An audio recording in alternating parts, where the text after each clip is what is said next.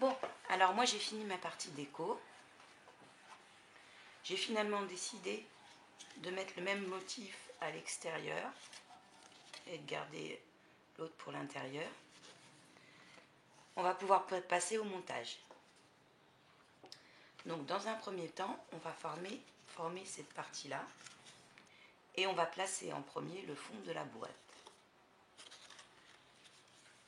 Alors vous pouvez utiliser soit de la colle, soit du scotch double face. Moi, j'aime bien utiliser les deux.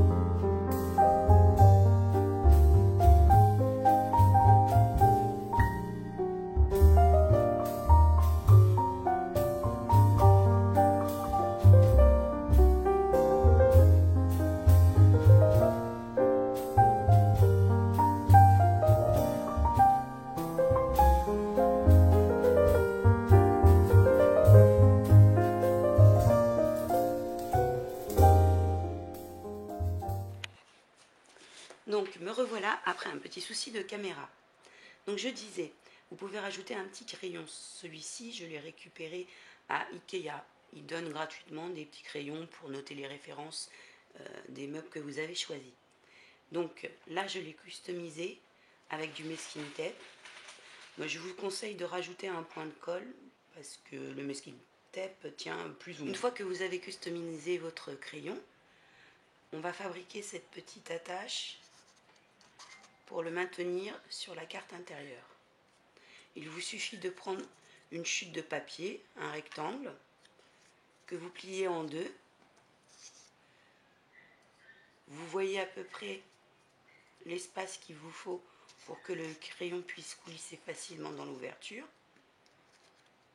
Ensuite, vous collez.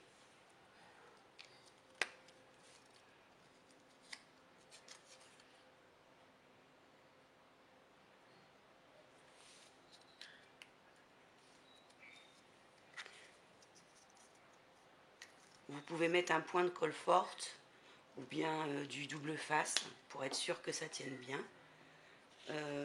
Pour celui-là, j'ai utilisé une perforatrice d'angle pour arrondir. Ensuite, vous le fixez à votre petite carte.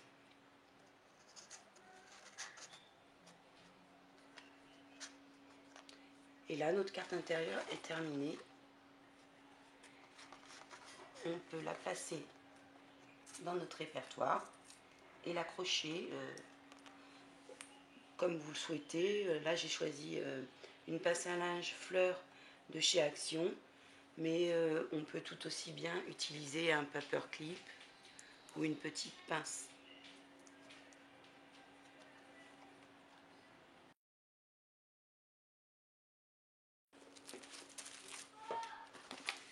Nous allons maintenant faire les intercalaires. Ici, j'en ai fait 4. Après, c'est à vous de choisir, vous pouvez en faire davantage. Il vous faut, pour les intercalaires, 2 feuilles de papier de cardstock, des petits sachets de chez Action. C'est des cardstock qui font 21 par 15. Là, j'ai choisi ceux qui sont légèrement texturés. Vous allez le prendre dans le sens de la largeur et le couper à 10,5, soit la moitié.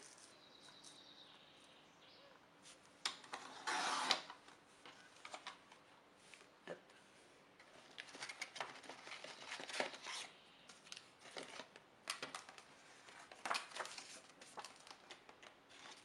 Tac. Et donc, on va enlever 2 cm sur la hauteur.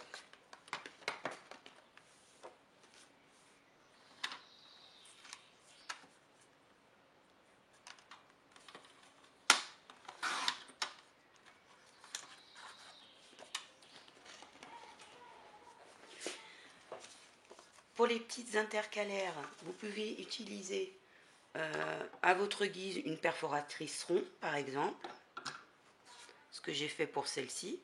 Vous découpez 2 ronds que vous collez dos à dos de chaque côté de la feuille. Vous pouvez utiliser ce type de modèle. C'est juste un rectangle de papier plié en 2. Et là, j'ai utilisé une perforatrice d'angle pour arrondir. Et si vous avez une machine de coupe, vous pouvez utiliser des petits dies. Là, c'est le dies qui était vendu avec la planche de tampons, serrure et clé de chez Action, qu'ensuite j'ai plié en 2. Voilà un autre exemple de dies qu'on peut utiliser, une étiquette. Je sais qu'il en existe qui font ces petites, je ne sais pas comment ça s'appelle, mais ces petites intercalaires qui sont exprès pour ça. Mais bon, moi je ne l'ai pas encore.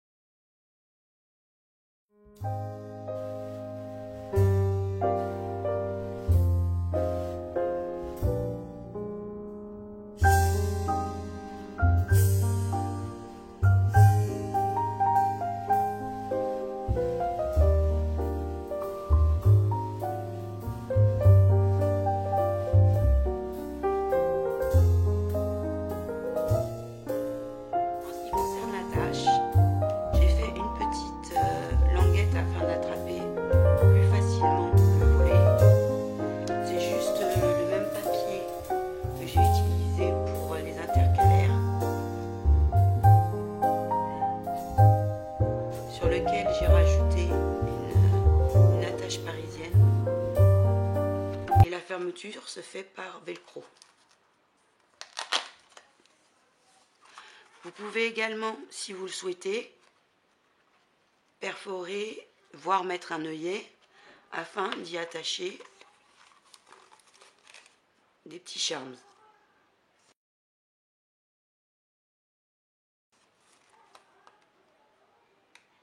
À vous de jouer.